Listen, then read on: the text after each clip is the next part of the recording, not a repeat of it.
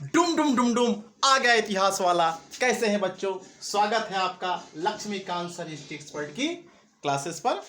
बच्चों, हमें उम्मीद है कि आप बहुत ही बेहतर होंगे तथा अपनी तैयारी में आप लगे होंगे।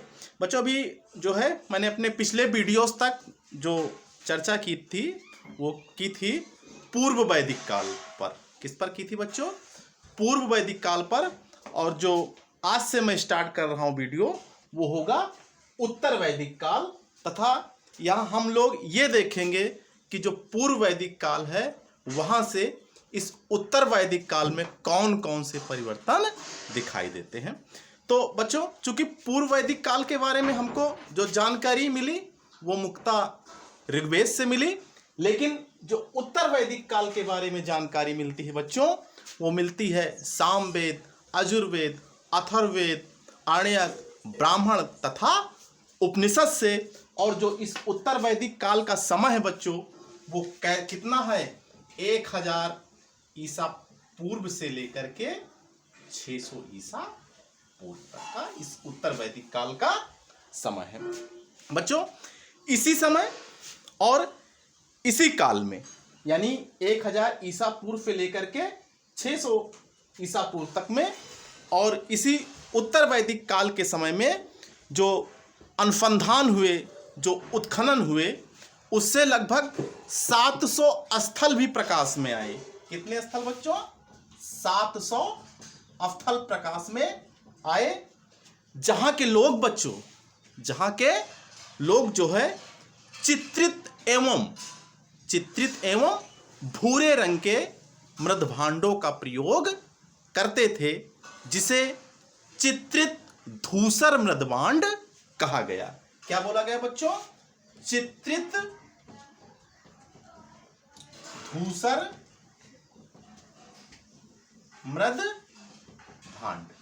यानी जो इंपॉर्टेंट बात कि जो ये चित्रित धूसर मृदभांड है इसका संबंध इस उत्तर वैदिक काल से था। एग्जाम के पॉइंट ऑफ व्यू से तथ्य बहुत इंपॉर्टेंट है और कई बार पूछा गया कि जो चित्रित धूसर मृदभांड है इसका संबंध किससे है? तो इस चित्रित धूसर मृदभांड का संबंध किससे है बच्चों? उत्तर वैदिक काल से देखने को मिलता है। लेकिन जो सबसे महत्वपूर्ण बात इसमें और कि ये लोग लोहे का प्रयोग करते थे। किसका प्रयोग करते थे? लोहे का प्रयोग करते थे।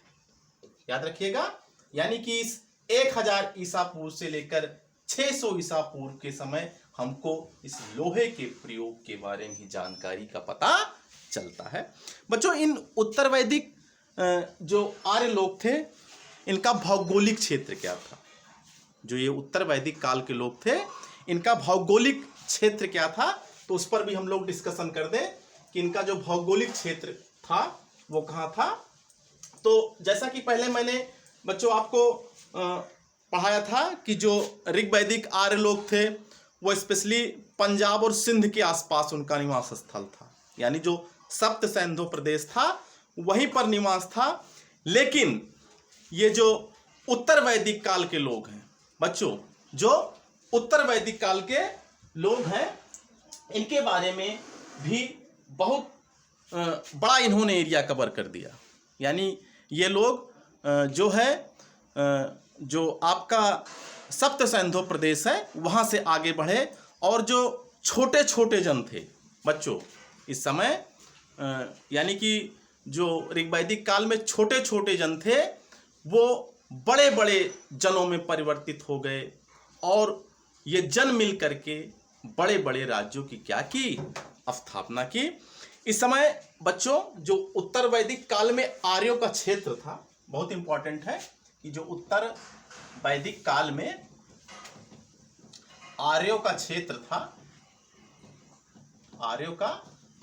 था वो कहाँ था? सरस्वती से लेकर के दोआब के क्षेत्र। जो क्षेत्र था वो बच्चों क्या था? मध्य क्षेत्र था। याद रखिएगा, मध्य क्षेत्र था। और ये जो मध्य क्षेत्र था वो सरस्वती से लेकर गंगा के दोआब तक था। गंगा के दोआब तक। याद रखिएगा कि जो उत्तर वैदिक काल के लोगों का प्रसार था बच्चों, वो कहाँ था? मध्य क्षेत्र में था।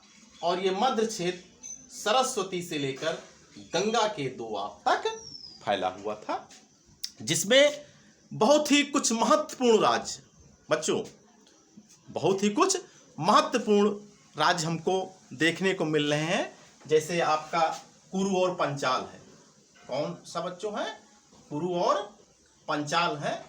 ये दो महत्वपूर्ण राज्य हमको इस उत्तर वैदिक काल में यहाँ पर देखने को मिल रहे हैं। तो थोड़ा सा हम चर्चा कर ले कि कुरु कौन थे और पंचाल राज कौन थे, तथा ये किन किन जनों से मिलकर के बने थे। जनों का मतलब बच्चों कबीले, यानी कि कुरु और पंचाल किन किन कबीलों से मिलकर के बने हुए थे।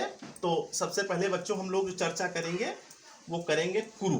किस पर करेंगे? कुरु पर। तो जो भारत, कौन सा बच्चों? भारत प्लस पुरुजन। पुरुजन का मतलब कबीला, जैसा कि मैंने ऋग्वैदिक काल में आपको बताया था, जन का मतलब कबीला। तो भारत और पुरुजन मिलकर के किसका निर्माण किए? कुरु राज का निर्माण किए। यह प्रश्न बच्चों कई बार पूछा गया कि कुरु राज का निर्माण किन जनों से मिलकर हुआ था। तो कुरु राज का जो निर्माण हुआ था वो भारत और पुरुजन से मिलकर हुआ था। यहाँ के कुछ बच्चों जो महत्वपूर्ण राजा थे, जो महत्वपूर्ण राजा थे वो कौन थे? एक तो परीक्षित थे। कौन थे? परीक्षित थे और जन्मेजय थे। जन्मेजय थे बच्चों। जो यहाँ के अंतिम राजा थे, जो इस कुरु के अंतिम राजा थे, वो थे निचक्षु। कौन थे बच्चों? निचक्षु थे। और जो इनकी राजधानी थी वो क्या थी? कौशांबी थी। क्या थी? कौशांबी थी। बहुत इंपॉर्टेंट है ये प्रश्न, कई बार एग्जामों में पूछा गया कि जो कुरु वंश के अंतिम राजा थे उनका क्या नाम था। तो कुरु वंश के जो अंतिम राजा थे उनका नाम निचक्षु था। और उनकी जो राजधानी थी वो क्या थी बच्चों? कौशांबी थी। इसके साथ साथ बच्चों जो इस कुरु राज की राजधानी थी, कुरु राज की जो राजधानी थी वो थी आफंदीवत। आफंदीवत थी। इसके बच्चों आप इसका जो है स्क्रीनशॉट ले लीजिए। ये सारे तथ्य बहुत इंपॉर्टेंट है। फिर से बता दूं कि जो कुरु राज था ये भारत एवं पुरुजन से मिलकर बना था। इसकी राजधानी थी आसंदीवत थी। और इसके जो राजा थे परीक्षित थे, जन्मेजय थे। लेकिन ये जो कुरु राज के अंतिम राजा थे वो निचक्षु थे, जिन्होंने कौशांबी को अपनी राजधानी बनाया था। इसके साथ साथ पंचाल भी बहुत महत्वपूर्ण राज था बच्चों। इस उत्तर वैदिक काल में पंचाल भी बहुत ही महत्वपूर्ण राज था। कौन सा बच्चों? पंचाल। पंचाल जो पांचाल की राजधानी थी वो काम्पिल्य थी। क्या थी बच्चों? काम्पिल्य थी। बहुत ही इंपॉर्टेंट। और ये पांचाल किन किन जनों से मिलकर बना था? ये पांचाल बच्चों किन किन जनों से मिलकर बना था? तो ये क्रीबी प्लस तुवर्स ऐसे जन थे जो आपस में मिलकर के उत्तर वैदिक काल में किसका निर्माण कर रहे हैं?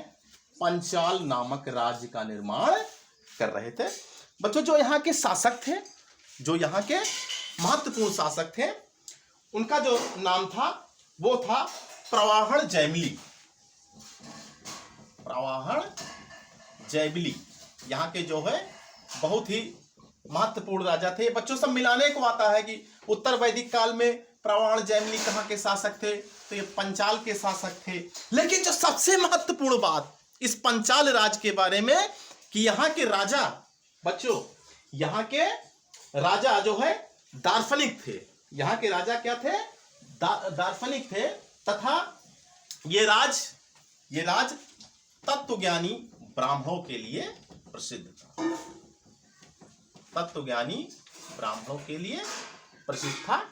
याद रखिएगा कि जो पंचाल राज था तत्वज्ञानी ब्राह्मणों के लिए प्रसिद्ध था तथा अपने दार्शनिक राजाओं के लिए प्रसिद्ध था। दार्शनिक राजाओं के लिए भी प्रसिद्ध था। तो पंचाल क्या था? राजधानी काम्पिली थी बच्चों, और किबी एवं तुवर्फ जन मिलकर इस पंचाल राज का निर्माण करते हैं। जो महत्वपूर्ण शासक थे वो प्रवाहन जैमिली थे।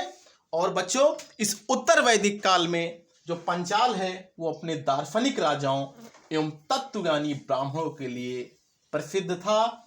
यह प्रश्न यूपीपीसीएस में कई बार बच्चों पूछा गया।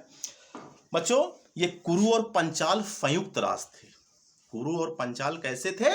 संयुक्त राज थे। तथा इस शतपथ ब्राह्मण में अब मैं जो आपको बताने चल रहा हूं एग्जाम के पॉइंट ऑफ व्यू से तथ्य बहुत इंपॉर्टेंट। कैसे थे ये जो है कुरु और पंचाल? कैसे थे? एक संयुक्त राज थे। कैसे थे कुरु और पंचाल? संयुक्त राज थे। एक संयुक्त राज थे और शतपथ ब्राह्मण में इनके बारे में कुछ कहा गया है। शतपथ ब्राह्मण में इन कुरु और पंचाल के बारे में कुछ कहा गया है। क्या कहा गया है? कि ये वैदिक सभ्यता की सबसेट प्रतिनिधि थे। यानी जो दो कुरु और पंचाल थे, नंबर एक वैदिक सभ्यता के सर्वश्रेष्ठ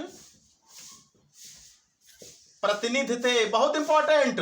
कौन? ये कुरु और पंचाल। बच्चों आप इन लोगों को इनको लिख लीजिए। दूसरी बात कि आर्य संस्कृत की धुरी थे। दूसरी बात बच्चों कि आर्य संस्कृत के क्या थे? धुरी थे। कौन? यही कुरु और पंचाल। इनको बच्चों आप लोग लिखते चलिए। तीसरी बात कि उत्तम संस्कृत भाषा के वक्ता थे। उत्तम संस्कृत भाषा के वक्ता। कौन? ये कुरु और पंचाल। शिष्टाचार के आदर्श। बच्चों शिष्टाचार के आदर्श यानी कि शिष्टाचार के आदर्श।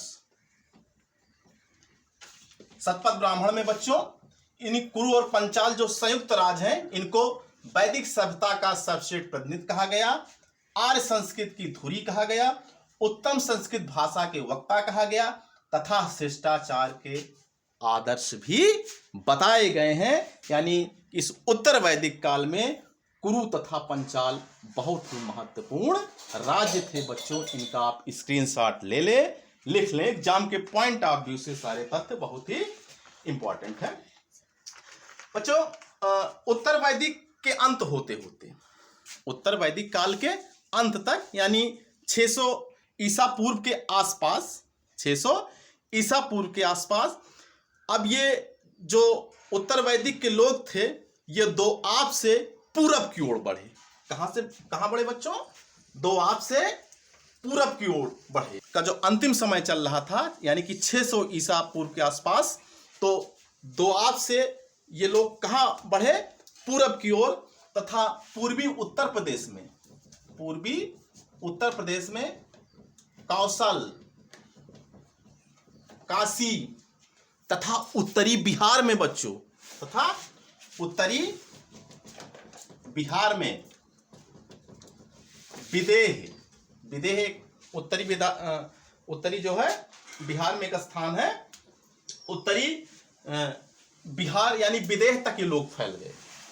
विदेह तक ये लोग फैल गए। लेकिन अभी मगध और अंग बच्चों मगध और अंग दो ऐसे क्षेत्र थे जो आर्य सभ्यता के प्रभाव से बाहर थे। एग्जाम में प्रश्न बहुत पूछा जाता है कि दो ऐसे कौन क्षेत्र थे जो आर्य सभ्यता के प्रभाव से बाहर थे। तो अंग और मगध ऐसे राज थे या ऐसे क्षेत्र थे जहां अभी आर्य सभ्यता का प्रभाव नहीं हुआ था। तो पूर्वी उत्तर प्रदेश में बच्चों ये कौशल गए, काशी गए, उत्तरी बिहार में ये विदेह तक फैल गए। और जो आपको और इंपॉर्टेंट बात बतानी है इस समय, कि इस समय जो काशी का राजा था वो अजातशत्रु था। बच्चों बहुत पूछा जाता है, मिलाने को आता है, जो काशी का राजा कौन था? अजातशत्रु था। इसको आप लोग बच्चों लिख लीजिए। इसके साथ साथ बच्चों जो विदेह था, विदेह, जैसा कि मैंने बताया कि उत्तरी बिहार में, कहां बच्चों? उत्तरी बिहार में। तो उपनिषद काल में पंचाल का स्थान किसने ले लिया? विदेह ने लिया। यानी कि उपनिषद काल में जो पंचाल का स्थान है, पंचाल का स्थान किसने ले लिया? विदेह ने ले लिया। यानी पंचाल की जगह किसकी उपयोगिता बढ़ गई? विदेह की बढ़ गई। ये प्रश्न भी कई बार पूछा गया है। ऐसे पूछा गया है कि उपनिषद काल में पांचाल का स्थान किसने ले लिया? तो उपनिषद काल में बच्चों जो पांचाल का स्थान किसने ले लिया? विदेह ने ले लिया। बहुत ही इंपॉर्टेंट चीज है। और बच्चों जो इस विदेह के राजा कौन थे? जनक थे। इस विदेह के राजा कौन थे बच्चों? जनक थे, जिनका मूल नाम एग्जाम में कई बार पूछा गया है। जिनका मूल नाम क्या था? शीरध्वज था। जिनका मूल नाम क्या था? शीरध्वज था। तो बच्चों आज जो मैंने इस वीडियो में चर्चा की वो कि उत्तर वैदिक जो आर्य थे उनकी क्या भौगोलिक स्थिति थी। अब कंटिन्यू आपको मैं अपने अगले वीडियोस में उत्तर वैदिक काल के बारे में पढ़ाता रहूँगा। बच्चों ये हमारे जो भी तथ्य हैं इतिहास से संबंधित बहुत ही इम्पॉर्टेंट हैं। आप इनको कॉपी पे लिखिए, याद करिए। निश्चित ही आने वाले समय में जो भी एग्जाम होंगे बहुत सारे प्रश्न आपको यहाँ से देखने को मिलेंगे। धन्यवाद।